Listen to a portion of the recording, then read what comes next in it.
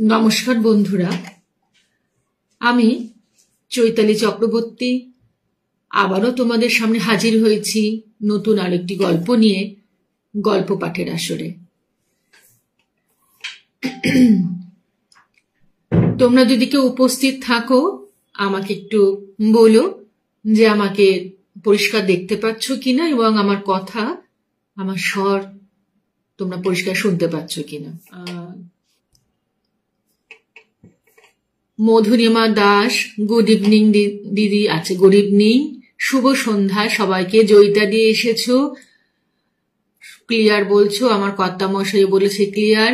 শুভ সন্ধ্যা সুদীপ্তা, তোমরা খুব ভালো থেকো। রঞ্জিতা এসেছো, অল ক্লিয়ার বলছো ভাই। আরো দু একজন তোমরা এসো, তারপর আমি গল্প পড়া শুরু করছি। সব ঠিক আছে? শুভ সন্ধ্যা রঞ্জিতা, তোমাদের সবাইকে সুস্বাগতম এবং শুভ সন্ধ্যা। এবার আমি, হ্যাঁ জয়িতা দি, খুব ভালো লাগছে তুমি যে এসেছো, তুমি তো থাকোই। হ্যাঁ আমি বুঝতে পারছি, তুমি বলছো যে দেখতে পাচ্ছি। ঠিক আছে, তোমাদের অনুমতি নিয়ে আমি গল্প পাঠ শুরু করছি। সকলকে বড়দিনের শুভেচ্ছা। এক্স্যাক্টলি, আমার কর্তা মশাই বলে, সুজা এসেছিস? হ্যাঁ বাবু, ভালো থাকিস। গতকাল ক্রিসমাস গেছে। এবার আমি গল্প পাঠ শুরু করছি। আজকের গল্প তেরাক হলে এক রাত, লিখেছেন দীপান্বিতা রায়। এই গল্পটিতে যে জায়গাগুলো বর্ণিত আছে আমাদের চেনা জায়গা হয়তো। মেরি ক্রিসমাস সুদীপ্তা সবাইকে, তোমাকেও। সেগুলোর মধ্যে থেকেই হয়তো চেনা জায়গা, হয়তো মানুষ বেড়াতেও গেছেন। সেরকমই কিছু জায়গাকে কেন্দ্র করে এই গল্পটি লেখা হয়েছে। আমি পড়ি। আজকের গল্পের নাম তেরাক হলে এক রাত, লিখেছেন দীপান্বিতা রায়। এমন ঘোর বর্ষায় গোয়া বেড়াতে যাওয়া, বন্ধু বান্ধব আত্মীয় স্বজন যেই শুনছে আঁতকে উঠছে, কিন্তু রনিত ও দীপকের কোনো ভ্রুক্ষেপ নেই। অনেক চেষ্টায় দুজনে যখন একসঙ্গে ছুটি পেয়েছে তখন তো যাবেই। ওসব বর্ষা টর্ষা তাদের কাছে কোনো ব্যাপার নয়। দুজনেরই মতে দেখার যদি চোখ থাকে, তাহলে মনে যদি ফুর্তি থাকে, তাহলে প্রকৃতি দেবী তো সঙ্গে থাকবেনি। আসলে দীপক রনি এক কথায় অভিন্ন হৃদয় বন্ধু। ভবানীপুরের মুক্তদলের কাছে একই গলিতে বাড়ি। পড়াশোনা খেলাধুলা সবই একসঙ্গে। ইঞ্জিনিয়ারিং পাশ করে রনিত এখন একটা প্রাইভেট ফার্মে চাকরি করে। দীপক ডক্টরেট করছে। গবেষণার পাশাপাশি অন্যান্য লেখালেখিও করে। পড়াশোনা কিংবা কাজের ফাঁকে পিঠে রুকস্যাক নিয়ে বছরে দু একবার একসঙ্গে বেরিয়ে পড়াটা অনেক দিনের অভ্যেস। কিন্তু গত এক বছর ধরে কিছুতেই আর সুযোগ হচ্ছিল না। রনিতের নতুন চাকরি, ছুটি পাওয়া খুব মুশকিল। দীপকের বাড়িতেও নানা ঝামেলা চলছিল। তাই এতদিন পরে যখন দুজনে সময় মিলেছে তখন আর অপেক্ষা নয়। পাহাড় অনেক হয়েছে, এবার তাহলে কোথায়? সমুদ্র, বর্ষায় গোয়া। তবে দীপক ও রনিতের বেড়াতে যাওয়াটা ঠিক আম টুরিস্টের মতো নয়। নাম ডাকওয়ালা কোনো এক জায়গায় তারা বেড়াতে যায় ঠিকই, কিন্তু তারপর খোঁজ চলে তার আশেপাশে নাম না জানা কোনো সুন্দরীকে খুঁজে বের করার। এইরকম ভাবে দার্জিলিং বেড়াতে গিয়ে ওরা খুঁজে পেয়েছিল চটকপুর, শিলং পাহাড়ের কাছে বড়াপানি। এবারে বেড়ানোটাও যে আলাদা কিছু হবে না তেমন কথাবার্তা হয়ে গিয়েছিল আগেই। খান্ডবী নদীর ধারে গোয়ার রাজধানী প্যানাজিস বা পানাজিতে হোটেল বুক করা ছিল। প্রথম দিনটা সেখানে উঠে ঘোরাঘুরির ফাঁকে চলছিল অচেনা জায়গার সন্ধান। খোঁজ মিলল দ্বিতীয় দিনে। হোটেলের মালিকও খবর দিলেন কুলু নদীর মোহনার কাছে তেরাখোল দুর্গ। পানাজি থেকে গাড়িতে গেলে লাগবে ঘন্টা তিনেক। ছোট ছোট গ্রামের মধ্য দিয়ে যাওয়া রাস্তাটিও চমৎকার। মাঝে দু একটা ছোট নদী পড়বে, সব জায়গাতেই বার্জে চড়ে পেরোনোর ব্যবস্থা। তবে মুশকিল একটাই, পর্তুগিজদের তৈরি তেরাখোল দুর্গ এখন একটা হোটেল।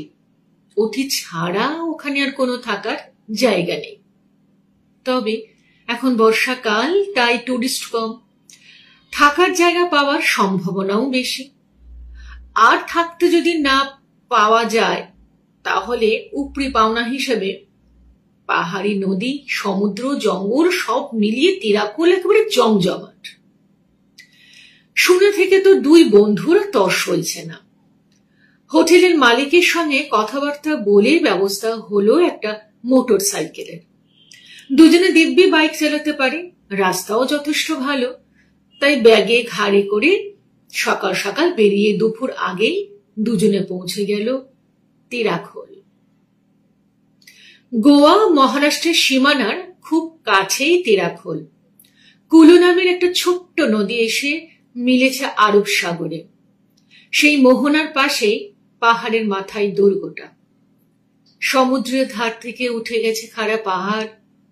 আরব সাগরের ঢেউ যেন বারবার ধাক্কা মেরে সরিয়ে দিতে চাইছে ওকে, কিন্তু প্রতিবারই ব্যর্থ হয়ে ভেঙে যাচ্ছে সাদা ফেনায়। পাহাড়ের মাথায় ঠিক যেন রাজার মুকুটের মতো বসে আছে তেরাখোল। কুলু নদীর ধারে বার্জের জন্য অপেক্ষা করতে করতে দূর থেকে দুর্গটিকে দেখে দারুণ পছন্দ হয়ে গেল রনি তো দুজনের। ভাগ্য ভালো, হোটেলের রিসেপশনে গিয়ে শোনা গেল একটি মাত্র ঘর খালি আছে, তবে সেটা সমুদ্রের দিকে নয়, পিছনের দিকে, মানে জঙ্গলের দিকে।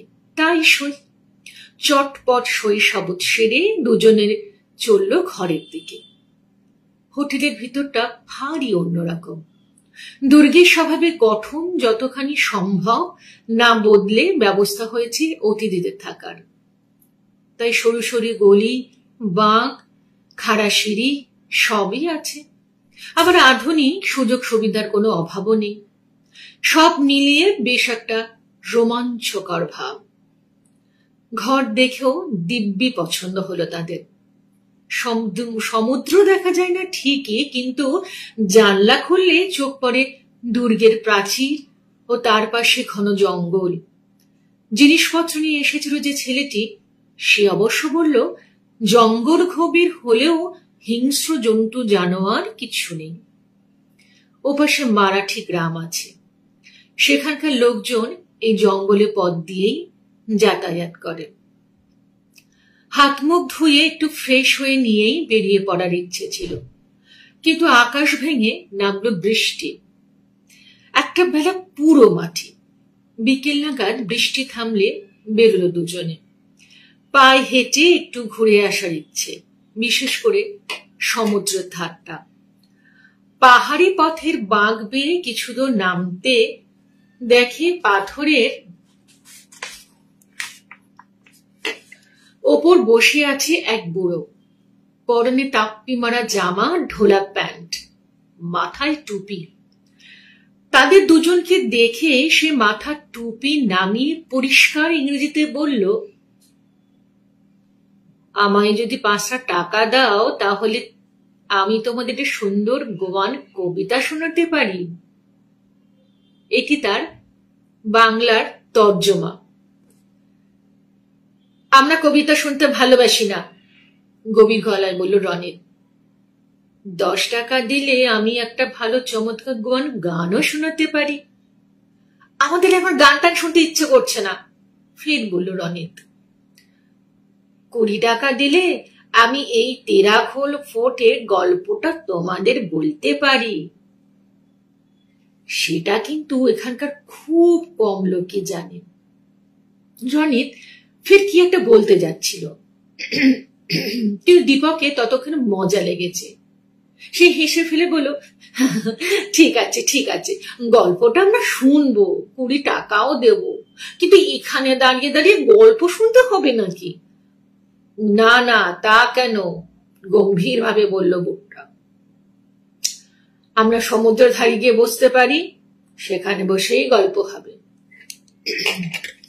বুড়োর পিছন পিছন নামতে নামতে রনিত বলল, কি যে পড়িস না তুই, এখন বসে বসে বুড়োর গজবখুরি গল্প শুনতে হবে, 20টা টাকাও গচ্ছা, গল্প তো গল্পই। আরে শুনতে দোষ কি আছে, যে কোনো জায়গায় এসব লোকমুখে চালু গল্পে অনেক রকম ইন্টারেস্টিং ব্যাপার আছে, জানিস না তো, হাসতে হাসতে চলল দীপক। সমুদ্রের ঢালে বালিতে গিয়ে বসলো 3 জন। মাথা থেকে টুপিটা খুলে পাশে রেখে বুড়ো শুরু করলো গল্প। সে অনেক বছর আগেকার কথা, গোয়াতে তখন পর্তুগিজদের রাজত্ব। এই দুর্গের কেল্লাদার ছিলেন একজন পর্তুগিজ, নাম রোবার্তো গঞ্জালেস। কেল্লাদারদের চেহারা যেমন বিশাল, মানুষটিও তেমনি নিখুঁত। দুর্গে চাকর বাকর সিপাই ছান্ত্রী সবাই তাকে জমের মতন ভয় করত। কথায় কথায় চট থাপ্পড় মারত, চাবুক চালাতেও জুড়ি ছিল না। কেল্লাদারদের অত্যাচারের থেকে রেহাই পেত না আশেপাশের গ্রামের লোকজন। সৈন্য সামন্ত নিয়ে গ্রাম লুট করা ছিল তার কাছে খুবই আমোদের ব্যাপার। এই কেল্লাতেই থাকতো দামিনী রোবার্তো।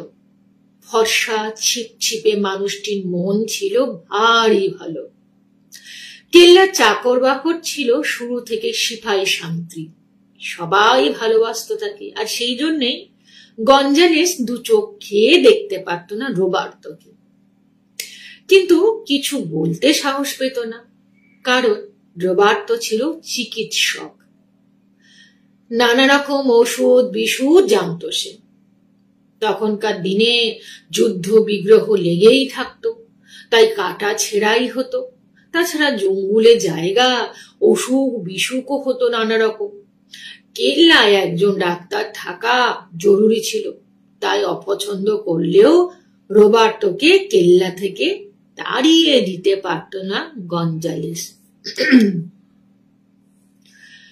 রোবার্তো মাঝে মাঝেই জঙ্গল পেরিয়ে আশেপাশে মারাঠি গ্রামেও ঘুরে যেত।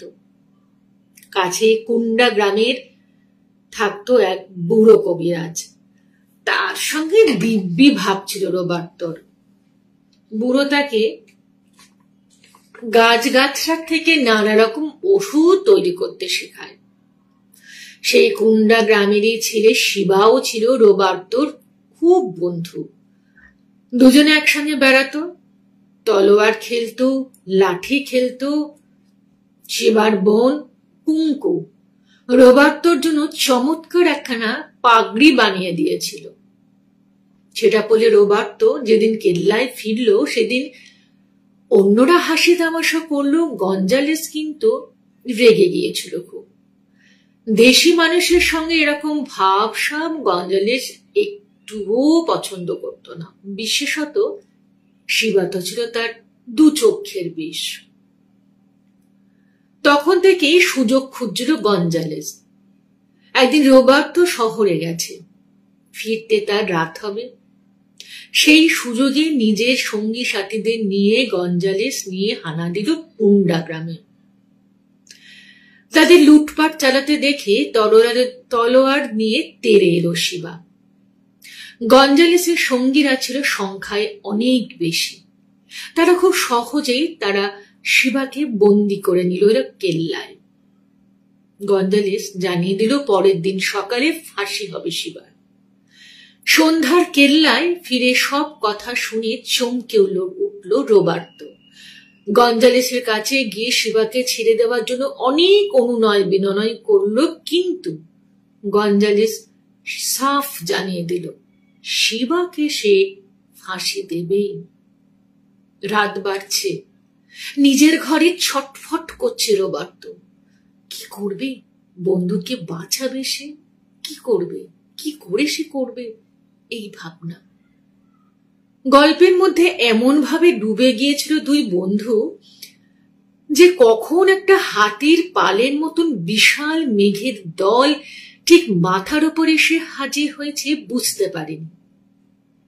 বুড়োটা কিন্তু ঠিক খেয়াল করেছে। টুক করে টুপিটা মাথায় পরে লাফ দিয়ে উঠে বলল, তাড়াতাড়ি পা চালিয়ে হোটেলে ফেরো, নইলে এক্ষুনি ভিজে চুপুর হয়ে যাবে। কিন্তু গল্পটা তো শেষ হলো না তো, অবাক হয়ে বলল রনিত। ততক্ষণে পা চালিয়ে বেশ খানিকটা এগিয়ে গেছে বুড়ো। থেমে পড়ে কিরকম একটা অদ্ভুত হেসে বলল, তোমরাও তো দুটো বন্ধু আছো, আজ রাতে নিজেদের মতো করে শেষটা ভাব, কাল সকালে আমি বরং শুনে দেখবো গল্পের সঙ্গে মেলে কিনা। প্রায় ছুটতে ছুটতে হোটেল ফিরতে না ফিরতে বৃষ্টি নামলো মুষলধারে। বৃষ্টির মধ্যে আস্তে আস্তে নিভে গেল দিনের আলো। অন্ধকার একটু গাঢ় হতে বন্ধ হয়ে গেল বিদ্যুৎ সরবরাহ। হোটেলের অবশ্য নিজস্ব জেনারেটর আছে, সেটি চালু হতে কিছু আলো জ্বলল। তবে একটু পরে ঘরে ঘরে হোটেলের বেয়ারা গিয়ে বলে এলো, এরকম বৃষ্টি বাদলে কারেন্ট চলে গেলে সাধারণত আর মাঝরাতে ফিরে না। কিন্তু সেক্ষেত্রে তো আর সারা রাত জেনারেটর চালু রাখা যায় না, তাই রাতের খাওয়া সেরে নিতে হবে তাড়াতাড়ি। সবাই খেয়ে দিয়ে নিজের ঘরে চলে গেলে জেনারেটর বন্ধ করে দেওয়া হবে। হোটেলের ডাইনিং হলে সব অতিথিদের ডিনার হয়ে গেল রাত 10টার মধ্যে। ঘরে ফিরে জুট করে বসল দীপক আর রনিত। জেনারেটর বন্ধ হয়ে গেছে, ঘর খুটখুটে অন্ধকার। মস্ত খোলা জানালার ওপাশে আরো নিশ্চিত্র অন্ধকার জঙ্গল।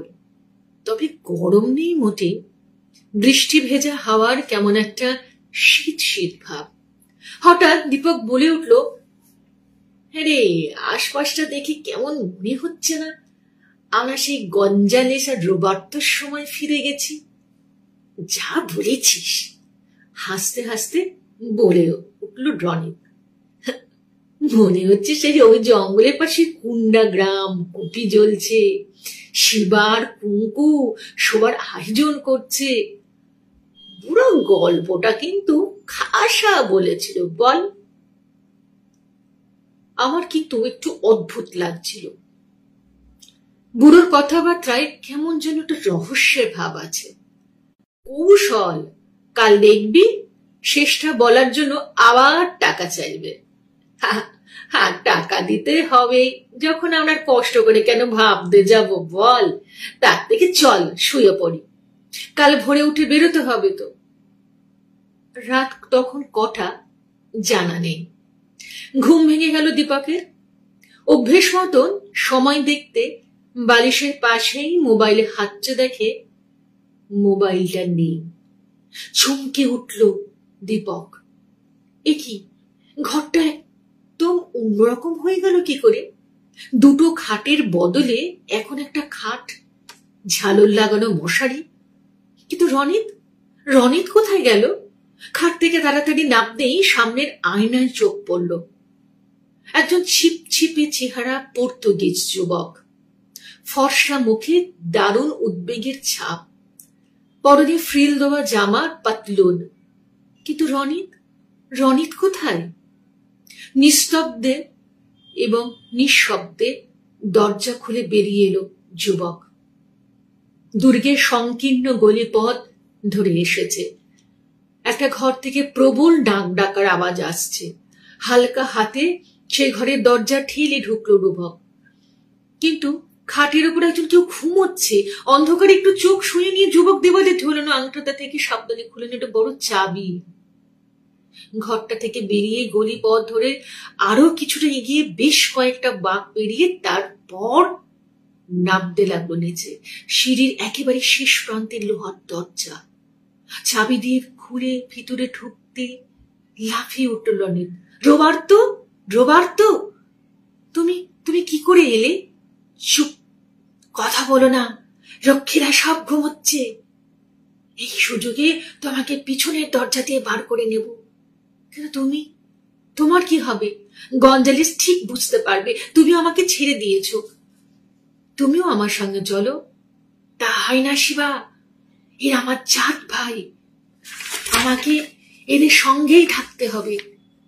কেন তুমি আর দেরি করো না, যে কেউ জেগে গেলে তোমাকে আর বাঁচাতে পারবো না। শিবা একটু ভাবল, তারপর বলল, তুমি শুধু ভোর হওয়া পর্যন্ত সাবধানে থেকো। সকাল হতেই আমি সব গ্রামের ছেলেদের নিয়ে আসবো দুর্গ আক্রমণ করতে। দুজনে নিঃশব্দে উঠে এলো ওপরে। খুব সাবধানে পাহারাদারদের নজর এড়িয়ে রোবার্তো শিবাকে নিয়ে এলো জঙ্গলের দিকে, দুর্গের খিড়কির দরজায়। কিন্তু দরজা খোলার সময় হঠাৎ হাত ফসকে পড়ে গেল লোহার খিল। মুহূর্তে জেগে উঠল রক্ষীরা। পালাও শিবা, পালাও! কোন রকমে শিবাকে দরজার বাইরে ঠেলে দিয়ে বললে রোবার্তো। বিদ্যুৎ গতিতে অন্ধকারে মিলিয়ে গেল শিবা। রক্ষীরা ছুটে এসে ধরে পড়ল রোবার্তোকে। খবর গেল গঞ্জালেসের কাছে। কেন ছেড়ে দিয়েছ তুমি বন্দিকে? ক্রূর হেসে জানতে চাইল গঞ্জালেস। তার নিষ্ঠুর মুখের দিকে তাকিয়ে রোবার্তো বলল, ও আমার বন্ধু, তুমি ওকে অন্যায়ভাবে আটকে রেখেছ। কিল্লাদারের আদেশ অমান্য করেছ তুমি। তোমার শাস্তি মৃত্যু।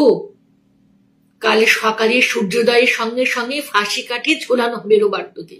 হুকুম দিয়ে চলে গেল বিশাল দেখি গঞ্জালেস। ফাঁসি কাঠ তৈরি। হাত পা বেঁধে দাঁড় করিয়ে রাখা হয়েছে রোবার্তোকে। পূবের আকাশ আস্তে আস্তে লাল হচ্ছে। আর বেশি নয়, বুঝতে পারছি সময় খুব কম।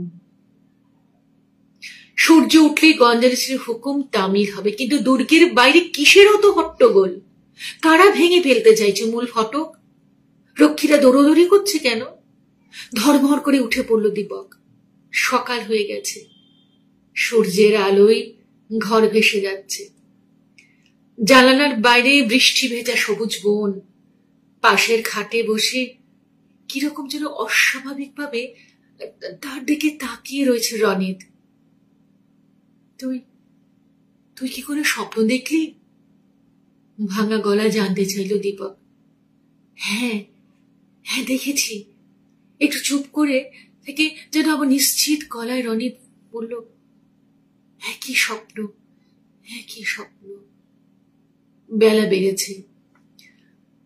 আজই পানাজিতে ফিরছে দীপক আর রনিত। হোটেলের বিল চুকিয়ে বেরিয়ে পড়ল দুজনে। রনিত বাইক চালাচ্ছে, পিছনে দীপক। বাঁক ঘুরতে পাথরে বসার টুপি মাথায় বুড়ো। একটু স্পিড না কমিয়ে বেরিয়ে গেল রনিত। টুপিটা মাথা থেকে খুলে বুড়ো শুধু একটু অদ্ভুত হাসল।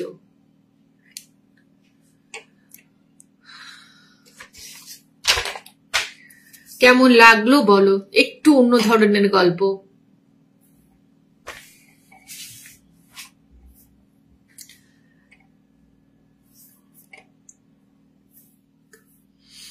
আমাকে একটু বলো তোমাদের এই গল্পটি কেমন লেগেছে। তেরাখোলে এক রাত, লিখেছেন দীপান্বিতা রায়।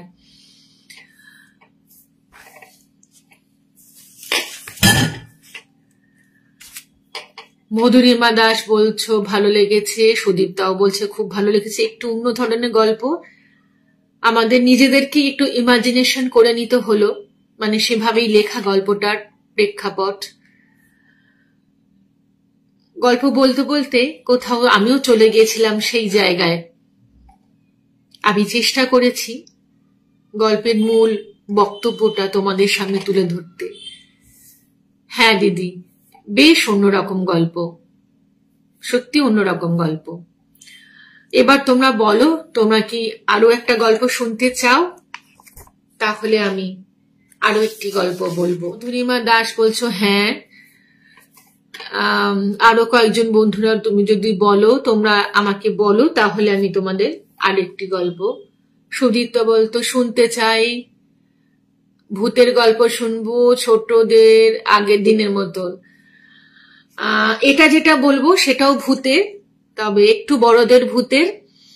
ছোটদের আমি চেষ্টা করব, তুই যখন বললি আমারও ইচ্ছা করে, তবে আগের দিনের মতন বলি, ছোটদের নিয়ে ভাবনা এবং লেখা খুব একটা আমরা পাই না। আগে যারা লিখে গেছেন আমি চেষ্টা করব সেগুলোকে পড়তে এবং জোগাড় করতে। ছোটদের নিয়ে মানে এটা হতাশের জায়গা, মানে বলতে পারো তোমরা সবাই। তো ঠিক আছে, সবাই যখন বলছি আমি সেকেন্ড গল্পটা বলছি। এটিও কিন্তু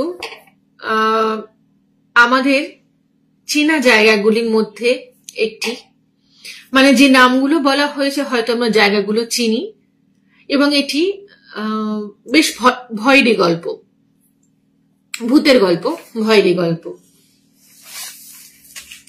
গল্পটির নাম নরকের চলচ্চিত্র।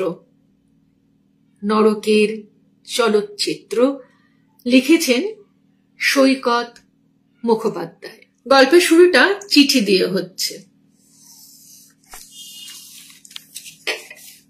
Dear Mr. Rajshekhar, Advanced Animators as a director হিসেবে আপনার সমস্ত অভিযোগ মেনে নেওয়া ছাড়া আমার কোনো উপায় নেই। সত্যি আপনার কাজ শেষ করতে আমাদের অস্বাভাবিক দেরি হয়ে গেল। বুঝতে পারছি যেহেতু এই কাজটুকু আপনার আগামী সিনেমার অন্তিম যাত্রার অবিচ্ছেদ্য অংশ, তাই আমাদের জন্য সেই সিনেমাও আপনি শেষ করতে পারছেন না। আমি সত্যি আপনার কাছে ক্ষমা প্রার্থী। হয়তো এটুকু লিখেই এই চিঠি শেষ করে দেওয়া যেত, তাতে ব্যবসায়িক সৌজন্যও রক্ষিত হতো, কিন্তু আমার বিবেক আমাকে এমন কাজ করতে বাধা দিচ্ছে। আমার মন বলছে অন্তিম যাত্রার অ্যানিমেশনের কাজ করতে গিয়ে যে অপ্রাকৃত অভিজ্ঞতার মধ্য দিয়ে আমি গিয়েছি তা আপনাকে খোলাখুলি জানিয়ে রাখাই উচিত। কি জানি কেন আমার কি বলে মনে হচ্ছে সেই অলৌকিক ঘটনার জের এখনো শেষ হয়নি। হয়তো আমার ঘর ছেড়ে সে দুর্ভাগ্য, সে দুঃস্বপ্ন এবার আপনার ঘরে ঢুকবে।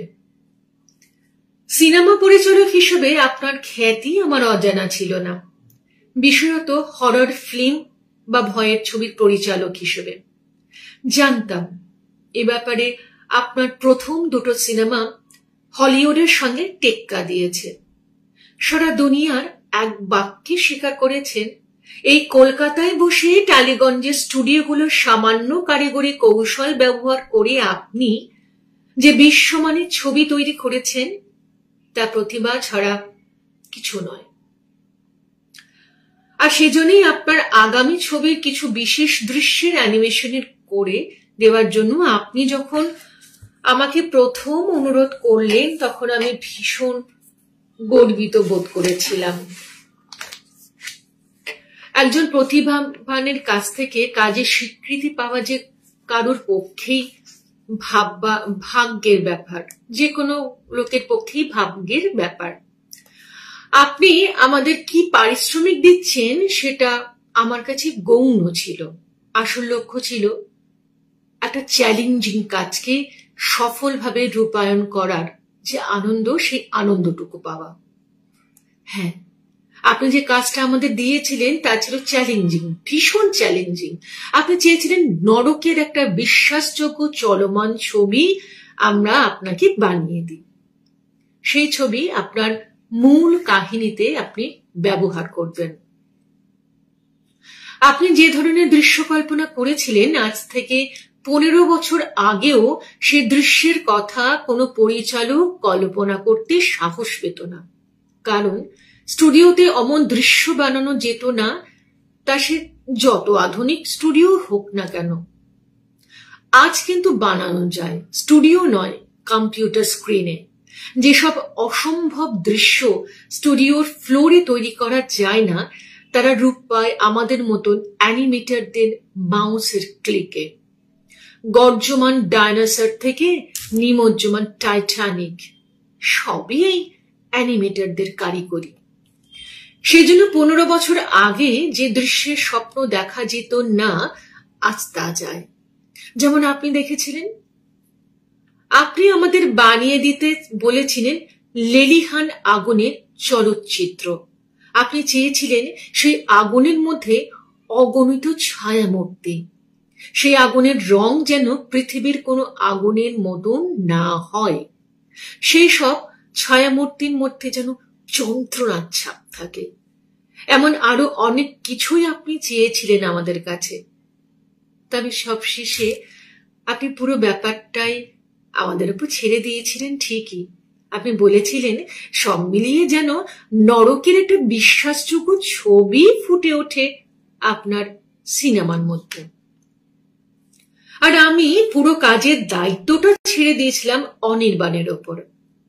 অনির্বাণ মজুমদার আমার সব থেকে কম বয়সী সহকর্মী, কিন্তু সব থেকে প্রতিভাবান। 2 বছর আগে মাত্র 24 বছর বয়সে সিলিকন ভ্যালির একটা কলেজ থেকে অ্যানিমেশনের ডিগ্রি নিয়ে এসে আমাদের কোম্পানিতে যোগ দিয়েছিল। আমাদের এই অ্যাডভান্সড অ্যানিমেটার্স এর ছাদের তলাতেই ওর চেয়ে অনেক বেশি অভিজ্ঞ কর্মী আছেন।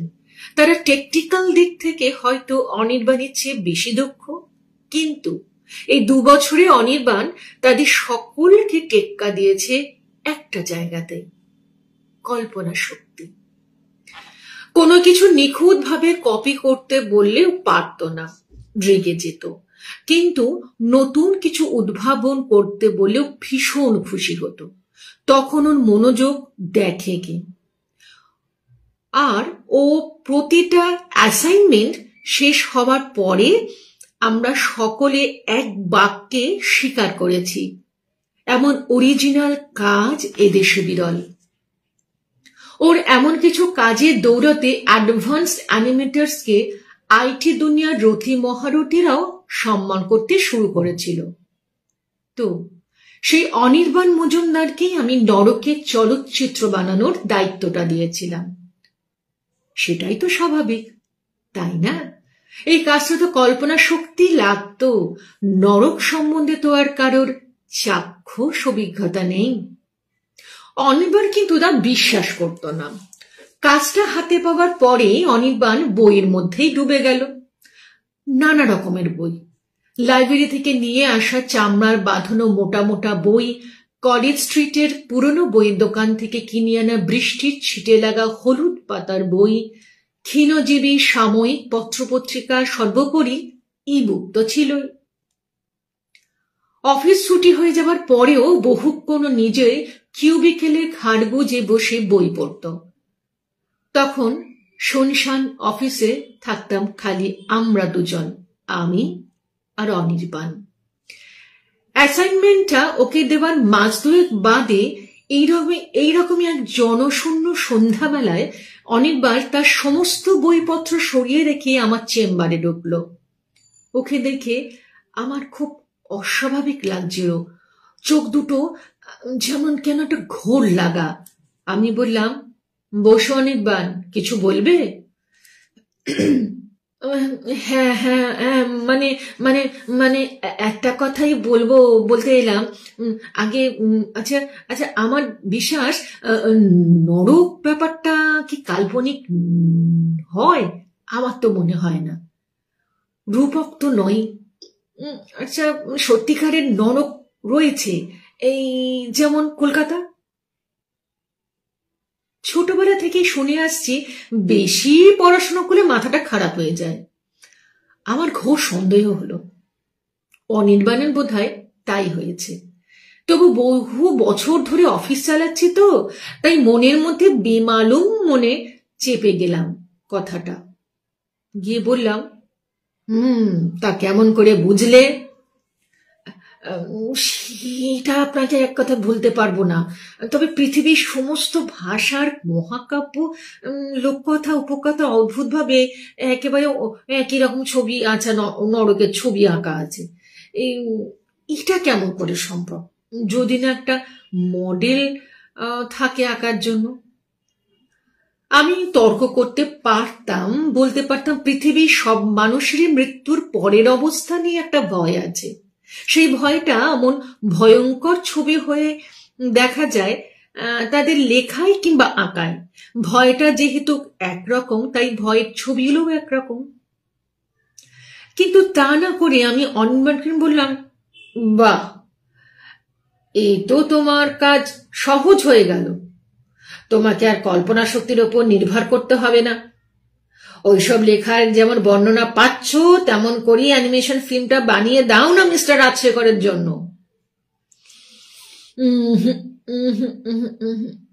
বেশ জোরে ঘান্নালো অনির্বাণ। এতে এত জল মিশেছে না সব লেখায়, জল না বলে রং বলাই ভালো। বহু বছর আগে লেখা মহাকাব্য কিংবা উপকথাগুলোর পরের যুগের মানুষ যখনই পেরেছে একটু রং চালিয়ে দিয়েছে। নানা যুগে নানা রকম মিথ্যে গল্প ঢুকতে ঢুকতে মূল গল্পটাই কোথায় যেন অচেনা হয়ে গেছে। আমি যদি এখন অন্ধকারে 84টা নরকের মুন্ডু, তাহাতে ডুবায় ধরে পাতকীয় মুন্ডু, এই বর্ণনার অনুযায়ী নরকের ফিল্ম বানাই, তাহলে সেই ফিল্ম দেখে আপনি ভয় পাবেন না হেসে ফেলবেন? হতাশা আর বিরক্তি একই সঙ্গে ঝরে পড়ছিল গড়া থেকে। তাহলে এবার আমিও সত্যি সত্যি চিন্তায় পড়লাম। আমি কাজের মানুষ, নরক আছে কি নেই তাতে আমার বিন্দুমাত্র উৎসাহ নেই। আমার মাথায় শুধু ঘুরছে আপনার তাগাদার ফোন আর চিঠিগুলো। অনির্বাণ কাজটা এখনই শুরু করলো না, শেষ যে কবে করবে। তাই আবারও বললাম, তাহলে কি করবে ভাবছে বলো তো? অনির্বাণের উত্তর, একবার যদি নিজের চোখে দেখতে পারতুম মৃত্যুর পরে সেই দেশটা। প্রায় স্বগদোক্তির মতন মৃদু স্বরে বলল অনির্বাণ। আমি মনে মনে দাঁত কিরমির কিরমির করে বললাম, তোমার নামটা তাহলে অনির্বাণ থেকে পাল্টে নচিকেতা করে দিতাম। বেশ রাগ হয়ে গিয়েছিল আমার একজন প্রাপ্তবয়স্ক যুবকের এবং বাচ্চাদের মতন আইডিয়া দেখে। তাই এবার বেশ কড়া সুরেই বললাম, তুমি যাই করো অনির্বাণ, মিস্টার রাজশেখরের কাজটা কিন্তু আমাকে আর 1 মাসের মধ্যে দিয়ে দিতে হবে। তার বেশি সময় আমি তোমাকে দিতে পারবো না, বুঝেছ? মাত্র 1 মাস? স্পষ্টতই হতাশ হলো সে। আমার রাগ হচ্ছিল, কিন্তু একই সঙ্গে মায়াও হচ্ছিল ওর জন্য। বেশ বুঝতে পারছিলাম যে জিনিসকে একবার বাস্তব বলে ভেবে ফেলেছে, তাকে কল্পনায় ধরতে ওর মন চাইছে না। এই দোটানায় পড়ে কষ্ট পাচ্ছে ছেলেটা, কিন্তু কি করবে ও নিজেও জানে না। কিন্তু আমাকে তো কাজটা শেষ করাতে হবে, আর 2-1 দিন দেখে অন্য কারোর কাছে ট্রান্সফার করে দেবো তার, তাহলে অ্যাসাইনমেন্টটা, এইরকম ভেবেছিলাম। কিন্তু সে সময় আর পেলাম না। ঠিক 2 দিন বাদে অফিস থেকে বাড়ি ফেরার পথে অনির্বাণের গাড়ি কোনা এক্সপ্রেস ওয়ের ওপর একটা উঁচু ব্রিজের ওপর থেকে নিচে পড়ে গেল। পড়ে গেল নাকি অনির্বাণ নিজেই নিজেকে ছুঁড়ে দিল অতল শূন্যতার বুকে? আজ আমার সন্দেহ হয় হয়তো দ্বিতীয়টাই ঠিক। ও মৃত্যুর পরে দেশ দেখতে গিয়েছিল। হ্যাঁ, সেই দুর্ঘটনার সঙ্গে সঙ্গেই মৃত্যু হয় অনির্বাণের। মিস্টার রাজশেখর, বুঝতে পারছি আপনার ধৈর্যচ্যুতি হচ্ছে, তবে আমি আর বেশি সময় নেব না। অনির্বাণের মৃত্যুর ঠিক 2 দিন পরের ঘটনা, মানে আজ থেকে দিন ঠিক 15 আগে। তারিখটা ছিল 18ই জানুয়ারি। সে রাতে যেমন শীত পড়েছিল তেমন শীত কলকাতায় অন্তত আমি কখনো পাইনি। তীব্র ঠান্ডায় কুঁকড়ে নিথর হয়ে গিয়েছিল পুরো শহর। তারই মধ্যে আমার সেল ফোনটা বেজে উঠল।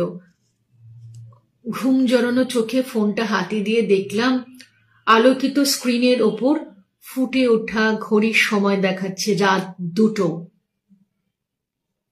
যে নামটা ফুটে উঠেছে সেটাও আমার খুব পরিচিত, মিস্টার আহুজা।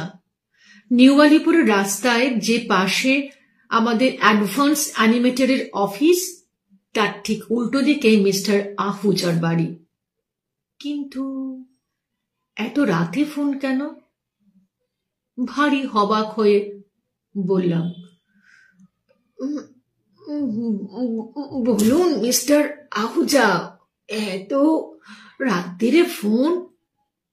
মিস্টার প্রধান, শান্তভাবে শুনুন। Don't get panicked. আপনার অফিসে আগুন লেগেছে। আমি আপনাকে ফোন করার আগে ফায়ার ব্রিগেডে খবর দিয়ে এসেছি। In fact they have arrived and out the fire. আগুন নিভিয়ে ফেলেছে। তবু আপনার একবার আসা উচিত মনে হয়। আচ্ছা আচ্ছা আচ্ছা আচ্ছা, এক্ষুনি আসছি আমি। আপনাকে কি যে বলে ধন্যবাদ জানাবো, ওসব পরে হবে, আপনি চলে আসুন আগে। গ্যারেজ থেকে গাড়ি বার করে আমার সল্টলেকের বাড়ি থেকে নিউ আলিপুরে যতক্ষণে পৌঁছলাম ততক্ষণে আগুন পুরোটাই নেভে গেছে।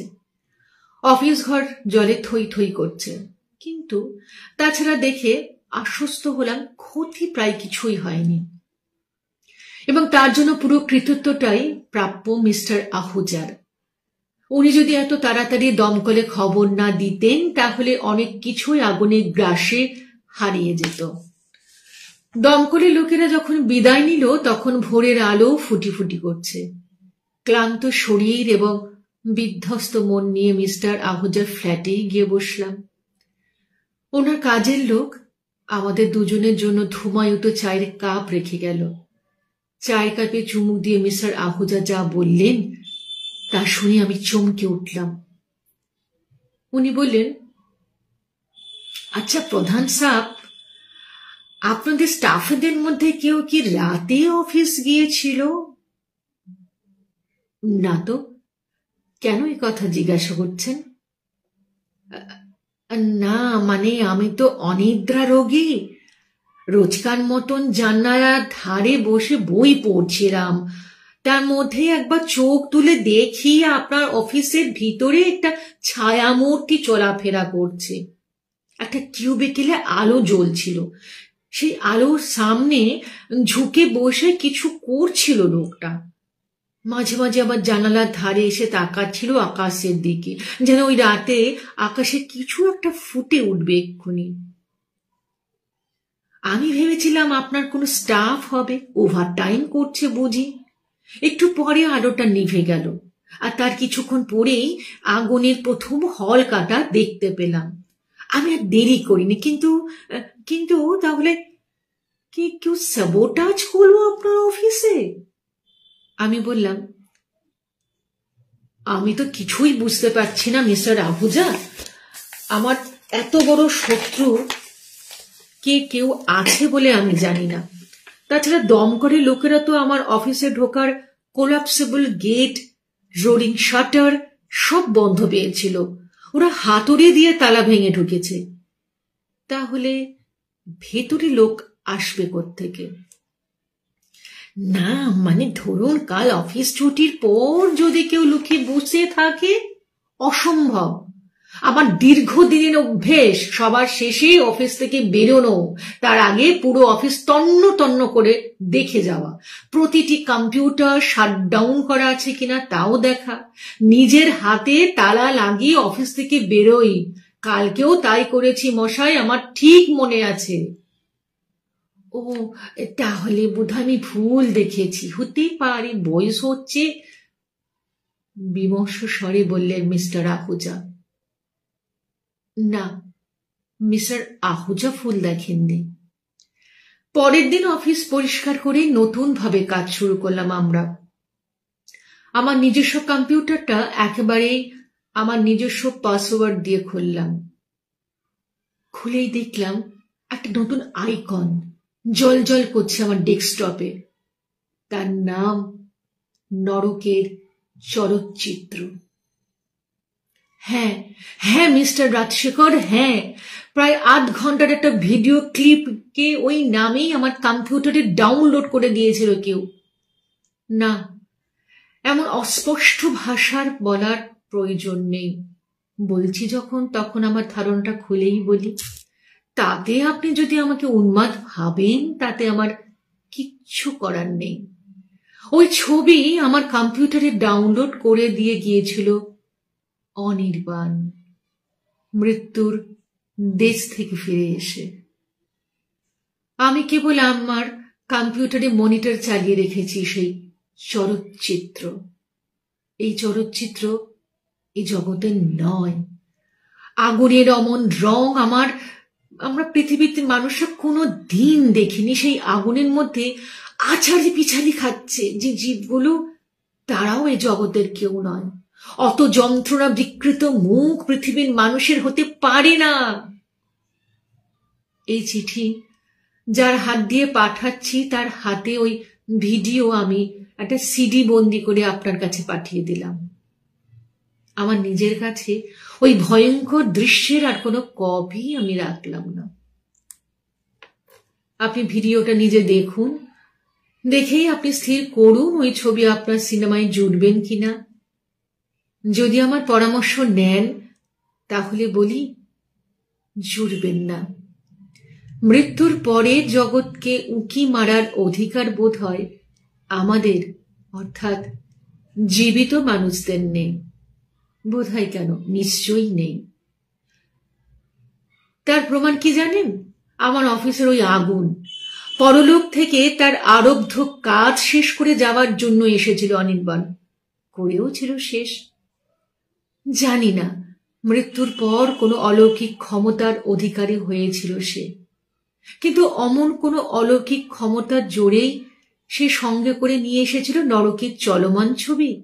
সে ছবি রেখেও গিয়েছিল আমার কম্পিউটারে, কিন্তু ততক্ষণে টনক টনেছে নরকের প্রহরীদের। তারা ধাওয়া করেছিল অনির্বাণকে, জ্বালিয়ে দিতে চেয়েছিল আমার কম্পিউটারটা, জ্বালিয়ে দিতে পারেনি। শুধু দ্রুত দম করে লোকেরা চলে আসে। কিন্তু ওরা কি চেষ্টা করবে না? ছেড়ে দেবে?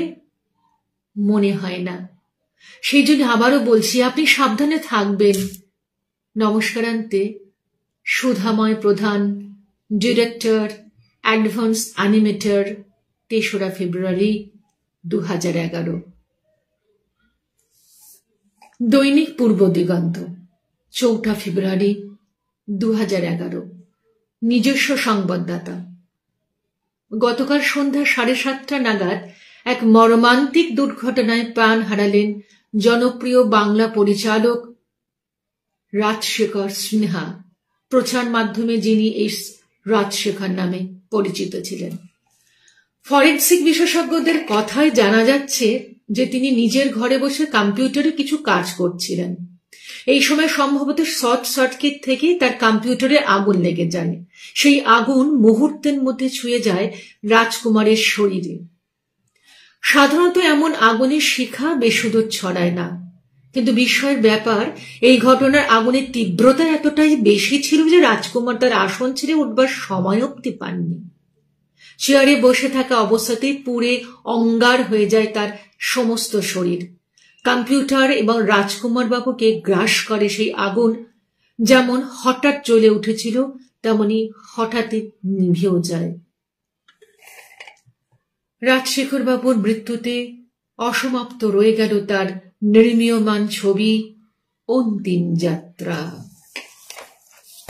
দু ধরনের গল্প শোনালাম আজকে তোমাদের। হ্যাঁ, সত্যি অদ্ভুত। শেষের গল্পটা সত্যি গা ছমছবে এবং ততোধিক ভয়ের এবং ততোধিক দুঃখের। 3টে জিনিস রয়েছে একটি গল্পের মধ্যে। তোমাদের যখন ভালো লেগেছে বলছো, তাহলে নিশ্চয়ই ভালো লেগেছে। হ্যাঁ, সত্যি অদ্ভুত। তবে জানি না এটার বাস্তবতার কতটা, মানে বাস্তব জীবনে কারোর এরকম ঘটেছে কিনা। তবে শুনেছি অনেক ক্ষেত্রে যখন হরর মুভি হয় বা ফিল্ম হয়, সেই জায়গার অ্যাম্বিয়েন্স গুলো কিন্তু একটু অন্যরকম হয়ে যায়। এবং যিনি করেন, যিনি অভিনেতা বা অভিনেত্রী যারা করেন, অনেক দিন সময় লাগে সেই জায়গার, মানে সেই চরিত্রটা থেকে বার হতে। আমি জানি না, বোধহয় নেগেটিভ এনার্জির কাজ যখন হয় বোধহয় তারা সেই সময় সেই জায়গায় সেই মানুষগুলোর উপর কোনো কোনো ক্ষেত্রে হয়তো ভর করে। তবে এইখানে যে মানুষটির কথা বলা হয়েছে, সে যে ছেলেটি অনির্বাণ, সে তার কথা রেখেছিল। সে কথার ব্যাপার মানে কাজের ব্যাপারে ভীষণই পার্টিকুলার।